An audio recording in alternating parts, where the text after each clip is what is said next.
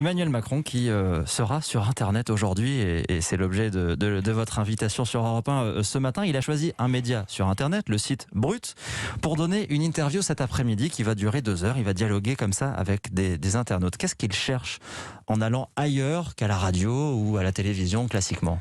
Là, dans le contexte, Emmanuel Macron, il cherche à se réconcilier en fait. Les choses se passent assez mal avec les médias sur Internet dans le cadre de l'article 24 de la loi sécurité globale. Les journalistes, beaucoup de journalistes, mais notamment des journalistes indépendants spécialisés dans la couverture de manifestations de police, c'est le cas du média Brut, s'inquiètent de l'article 24 de la loi sécurité globale qui menace la liberté de la presse. En tout cas, c'est comme ça que eux le voient.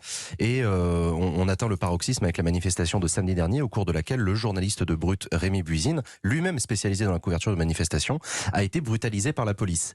Le média Brut est devenu un petit peu le symbole de ces médias, de ces nouveaux médias de rue qui ont particulièrement percé avec le mouvement des Gilets jaunes et qui ont un problème actuellement avec les positions défendues par le président de la République. Donc Emmanuel Macron, il est dans une opération aujourd'hui rabibochage avec Rémi Buisine, avec les médias Internet. Il va essayer de montrer qu'il n'a pas perdu la main. On sait qu'Emmanuel Macron est assez mécontent du travail du gouvernement et de Gérald Darmanin.